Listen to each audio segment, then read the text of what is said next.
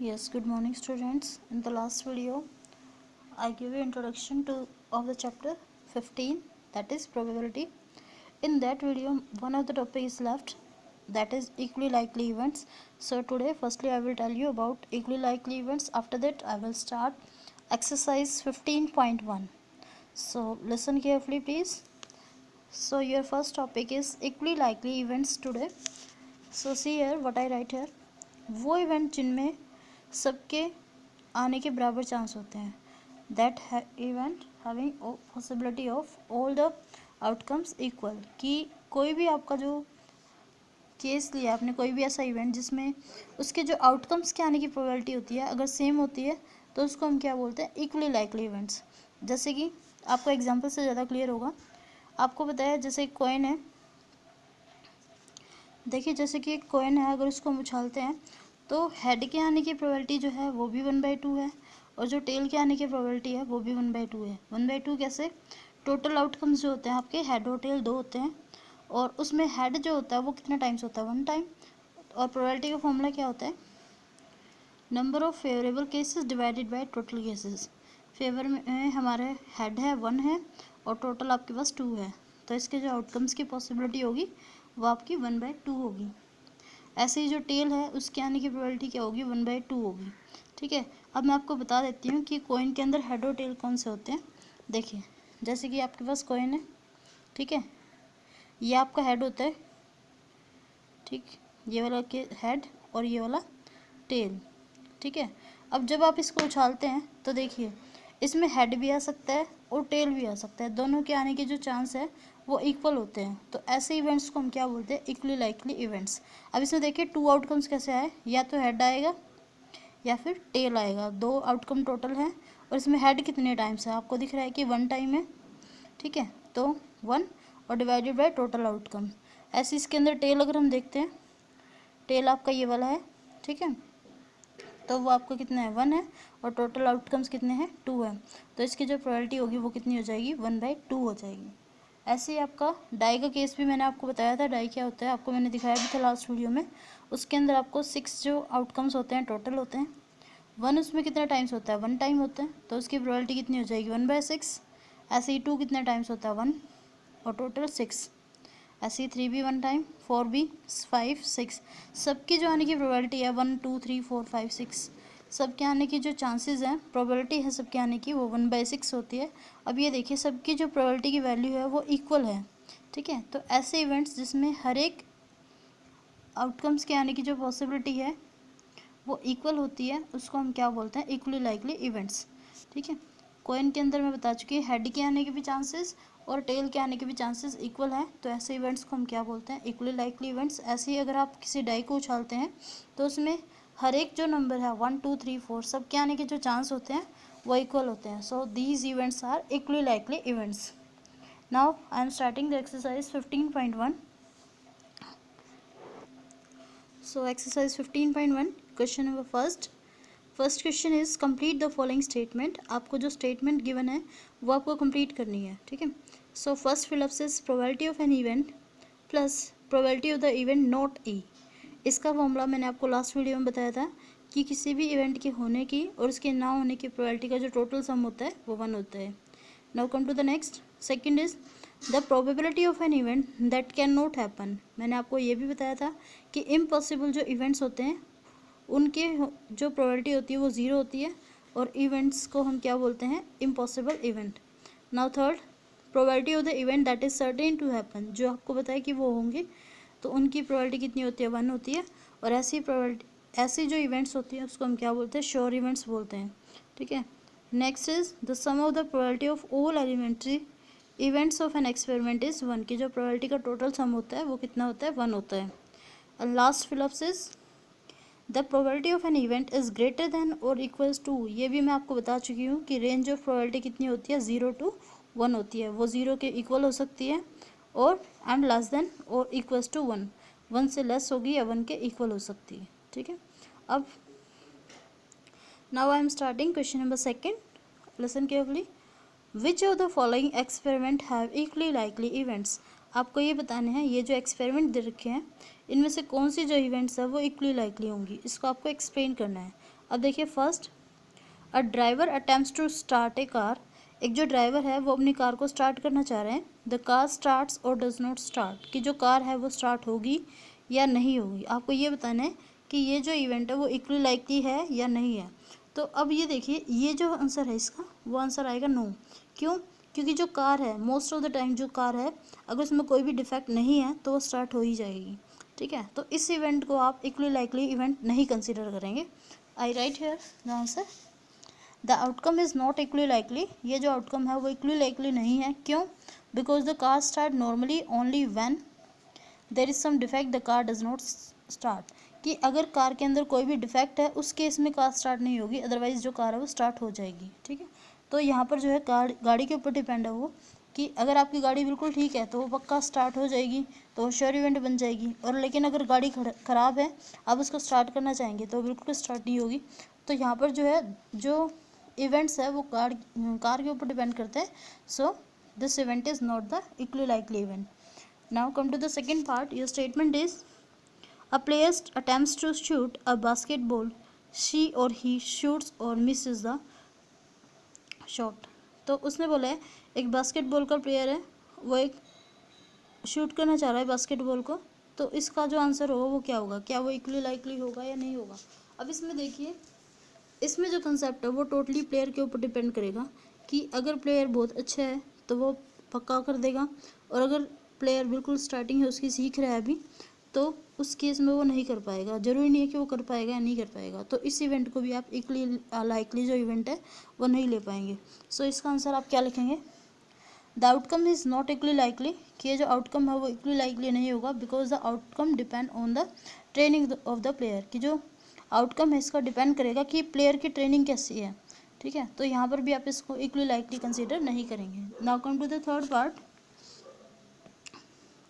A trial is made to answer a true false question, कि एक trial दिया गया है जिसमें आपको आंसर देना है ट्रू और फॉल्स का। द आंसर इज़ राइट और wrong. A trial is made to answer a true false question, कि ट्रू फॉल्स क्वेश्चन है उसको आपको ट्रायल लिया गया है। द आंसर इज़ राइट और रॉन्ग, कि जो आंसर है वो राइट होगा या रॉन्ग होगा। अब ये देखिए, ये जो इवेंट है ये आपका इक्वली लाइकली इवेंट है, क्योंकि आपको पता है या तो आंसर इसका राइट होगा या फिर रॉन्ग होगा। दोनों के जाने की चांस है वो आपके इक्वल हैं। So this is a equally likely event. You will write yes, this is equally likely event. Now fourth part, a baby is born. एक जो बेबी है वो बोर्न हुआ है, इट इज़ अ बॉय और अ गर्ल, कि ये इसमें जो है वो जो बेबी बोर्न हुआ है वो या तो बॉय होगा या फिर गर्ल होगा। आपको पता है दो ही पॉसिबिलिटी है, या तो बॉय होगा या फिर गर्ल होगा, कोई और पॉसिबिलिटी नहीं है। ठीक है, तो ये जो इवेंट है ये भी आपका कैसा इवेंट होगा? Equally likely event. Now come to the third part, third question. Your question is, why is tossing a coin considered to a far way of deciding which team should get the ball at the beginning of the football game? उससे बोला है कि जब भी कोई भी game शुरू करते हैं हम फुटबॉल का, तो उससे पहले आपकी जो है कॉइन को टॉस किया जाता है, ये चेक करने के लिए, ये बताने के लिए कि कौन सी टीम जो है वो गेम स्टार्ट करेगी, बॉल पहले किसके पास जाएगी फुटबॉल की। आपने नॉर्मली टीवी में भी देखा होगा, क्रिकेट अगर मैच कोई भी शुरू हो रहा है तो पहले बॉलिंग किसकी आएगी, तो ये इसके लिए भी टॉस किया जाता है कॉइन को। तो ये चीज़ें क्यों की जाती हैं, इसमें वही आपका इक्वली लाइकली का कंसेप्ट आएगा, कि अगर आप कॉइन को टॉस करते हैं उसमें हेड और टेल दोनों के आने के जो चांस है वो इक्वल होते हैं। ठीक है, तो इसीलिए जो है हम जो कॉइन को टॉस करते हैं, इसका जो प्रॉपर आंसर आप लिखेंगे वो क्या आएगा? When we toss a coin, कि अगर हम कॉइन को टॉस करते हैं, the outcomes head and tail are equally likely, कि जो इसके अंदर आउटकम्स होंगे हेड या टेल वो इक्वली लाइकली होंगे। So the results of an individual coin toss is completely unpredictable, कि हमें पहले से ही पता नहीं होता।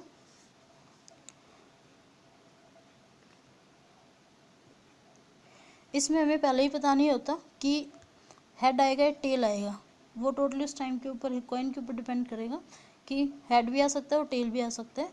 तो इसलिए जो है हम कॉइन को उछालना, उसके अंदर कॉइन को उछाला जाता है, क्योंकि दोनों के आने के जो चांस होते हैं हेड और टेल के वो इक्वल होते हैं। Now come to the third question. Question third is, question number fourth, which of the following can not be the probability of an event, कि इनमें से कौन सी जो वैल्यूज़ हैं प्रोबेबिलिटी की वैल्यू नहीं हो सकती। ठीक है। तो इसके लिए आप डायरेक्ट कंसेप्ट याद करेंगे। मैंने आपको बताया था कि जो प्रोबेबिलिटी है उसकी रेंज हमेशा 0 से 1 के बीच में लाई करती है। आपको जैसे यहाँ 5th एग्जाम्पल इसमें भी आया था फिलिप्स के अंदर फर्स्ट पार्ट के। तो अब ये देखिए, इसकी अगर हम पॉइंट से वैल्यू निकालेंगे तो वो आपके पास आएगी अप्रोक्सीमेटली 0.67। ठीक है। इसकी वैल्यू अगर देखेंगे तो 15/100, परसेंटेज हटाते हैं तो बाय में 100 आता है। ठीक है। तो इसकी वैल्यू भी अप्रोक्सीमेटली 0.15 आएगी। इसकी वैल्यू अगर हम देखते हैं 0.7, ये आपको पता है कि 0 और 1 के बीच में ही लाई कर रहा है।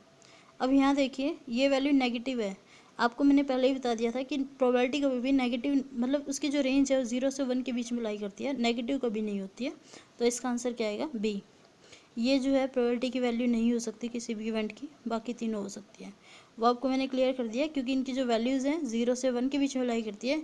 ये वाली वैल्यू भी 0 to 1 के बीच में है, सी पार्ट की भी 0.15, और लास्ट जो डी पार्ट है उसमें भी 0 से लेकर 1 के बीच में लाई करती है।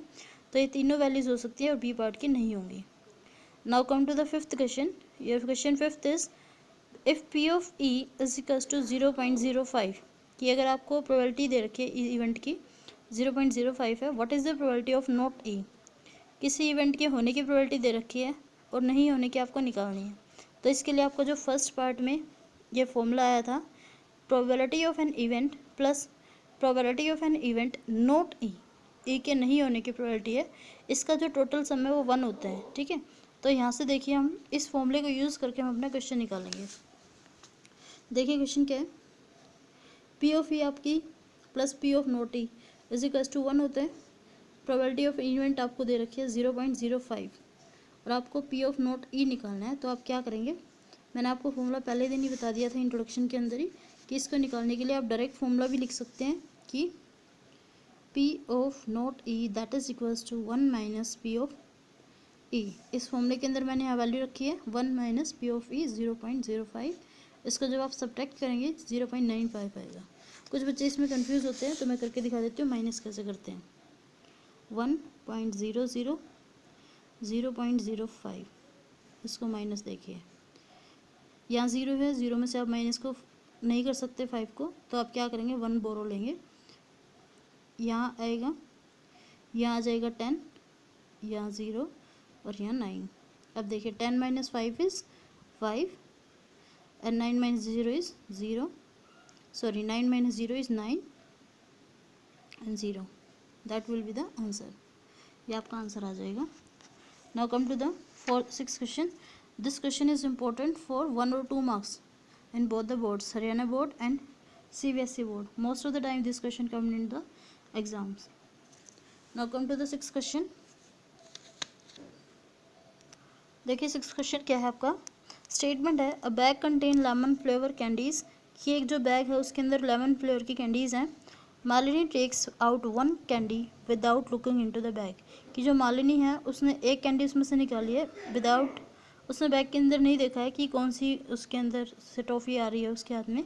What is the probability that, इसकी प्रोबेबिलिटी बताओ, that she takes out an orange flavour candy, कि वो एक ऑरेंज फ्लेवर की जो कैंडी है वो निकालेगी। ठीक है। अब आप ये देखिए, इस बैग के अंदर जो कैंडीज़ हैं ओनली लेमन फ्लेवर कैंडी है, तो आपको ये पता है कि इसके अंदर ऑरेंज फ्लेवर की कैंडी कोई है ही नहीं। जब कैंडी ही नहीं है तो निकलेगी कहाँ से, तो इसकी जो प्रोबेबिलिटी होगी, आपको पता है कि ये इम्पॉसिबल इवेंट है, जब उस बैग के अंदर है ही नहीं तो वो निकलेगी कहाँ से। तो इसकी जो प्रोबेबिलिटी है वो आपकी कितनी हो जाएगी, 0। You will write probability of the event is equals to 0। See here, bag contains only lemon flavour candy, number of orange flavour candy कितनी है आपके पास, 0 है। ठीक है। तो फेवरेबल केस कितने हो जाएंगे, 0, और इम्पॉसिबल इवेंट है ये आपको पता है, तो इसकी जो प्रोबेबिलिटी होगी वो 0 होगी। ठीक है। ऐसे ही आपका सेकंड पार्ट है, आपको क्या निकालना है, लेमन फ्लेवर कैंडी निकालना है। अब आपको पता है कि जो बैग के अंदर सारी कैंडीज़ हैं वो लेमन फ्लेवर कैंडी है। आपको पक्का पता है कि जब आप उसमें से कैंडी निकालोगे तो पक्का वो लेमन फ्लेवर की आएगी, तो ये आपकी श्योर इवेंट है, और इसकी जो प्रोबेबिलिटी हो जाएगी वो कितनी हो जाएगी, 1 हो जाएगी। यू विल राइट, आपके लिए देखिए मैंने लिख दिया, बैग के अंदर सारी जो है कैंडी लेमन फ्लेवर कैंडीज़ हैं, तो बैग में से जब कैंडी निकालोगे तो पक्का लेमन फ्लेवर कैंडी आएगी, तो एक ऐसी इवेंट हो जाएगी श्योर इवेंट, और इसकी जो प्रोबेबिलिटी है वो आपकी कितनी हो जाएगी, 1। ठीक है। Your question 6 complete. Now come to the next question. Question number 7. It is given that in a group of 3 student, कि ये आपको गिवन है एक 3 स्टूडेंट्स का ग्रुप है जिसके अंदर the probability of the 2 student having not having the same birthday 0.992, कि 3 में से 2 स्टूडेंट का birthday same having the same birthday नहीं है, उसकी जो प्रोबेबिलिटी है वो आपको दे रखी है 0.992. And what you have to find what is the probability that 2 student have the same birthday. उनके नहीं होने की, मतलब उनका सेम डे बर्थडे नहीं है, इसकी प्रोबेबिलिटी आपको दे रखी है 0.992. और आपको ये निकालनी है कि उनका जो बर्थडे है वो सेम डे है, इसकी प्रोबेबिलिटी आप फाइंड आउट करिए. तो उसके लिए देखिए आपका सेम वही फॉर्मूला जो आपने फर्स्ट पार्ट में यूज़ किया था यहाँ पर सिविल अप्स के अंदर. तो देखिए कैसे करेंगे. उनका बर्थडे सेम डे नहीं है, इसकी प्रोबेबिलिटी आपको दे रखी है 0.992. आपको निकालना है कि सेम डे है बर्थडे, इसकी प्रोबेबिलिटी आप फाइंड आउट करिए. तो आप क्या करेंगे, P of A is equals to 1 minus P of not A. आप इसको माइनस करिए, you will get the answer. Minus फिर से मैंने यहाँ करके दिखाई है आपको कि माइनस कैसे करना है. You can see it so that you can get the concept. जब आप देखिए 1 में से आप 0.992 को माइनस करेंगे तो कैसे करेंगे. यहाँ पर 0 है तो नहीं माइनस हो सकता, तो हमने 1 यहाँ से बोरो लिया है, तो यहाँ आ जाएगा 10 और यहाँ पर 9 या 9 और यहाँ हो जाएगा 0 क्योंकि 1 था वो हमने ले लिया है. अब 10 minus 2 is 8, 9 minus 9 0, 9 minus 9 0 and 0 minus 0 is 0. So your answer is 0.008. That will be the answer. Now come to the question number 8. Your statement is a bag contain 3 red balls, कि एक बैग है जिसके अंदर 3 तो red ball है, 5 black balls हैं. A ball is drawn at random from the bag. एक ball जो है वो हमें निकालनी है रैंडमली बैग से. What is the probability that the ball drawn is red? Note red. आपको ये बतानी है कि जब हम बॉल निकालेंगे फर्स्ट पार्ट में आपको निकालनी है रेड बॉल होगी, इसकी प्रोबेबिलिटी निकालो, और सेकंड पार्ट में आपको बतानी है कि वो बॉल रेड नहीं होगी, इसकी प्रोबेबिलिटी आप निकालिए. तो अब देखिए पहले आप ये देखेंगे टोटल बॉल्स कितनी है आपके पास, क्योंकि जो फॉर्मूला होता है प्रोबेबिलिटी का वो मैंने आपको बताया था, number of favourable case divided by total number of case होता है. ठीक है. तो अब यहाँ से देखिए टोटल बॉल 3 रेड हैं, 5 ब्लैक हैं, टोटल बॉल्स आपके पास कितनी हो जाएंगी 8. टोटल बॉल्स आपके पास कितनी हो जाएंगी 8. और नंबर ऑफ रेड बॉल की आपको प्रोबेबिलिटी निकालनी है, तो आपको बताया कितनी है 3 रेड बॉल है 3. प्रोबेबिलिटी का फॉर्मूला होता है number of favourable case by total number of case. फॉर्मूले के अंदर वैल्यू डालिए. फेवरेबल कितनी है 3 क्योंकि आपको रेड बॉल निकालनी है, और टोटल कितनी है 8. तो यहाँ से आपको कितना आंसर आएगा 3/8. In the second part you have to find the probability of not red ball, कि रेड बॉल नहीं होनी चाहिए. तो रेड को छोड़ के बाकी कौन सी बॉल है, ब्लैक बॉल है, तो ये आपके पास कितनी है 5. तो इसकी प्रोबेबिलिटी क्या हो जाएगी 5/8. That will be the answer. Now come to the 9th question. Your 9th question is a box contain 5 marbles, 8 white marbles, 5 red marbles, 8 white marbles, 4 green marbles. Similar question है जैसे हमने 8th किया है. 1 marble is taken out of the box at random.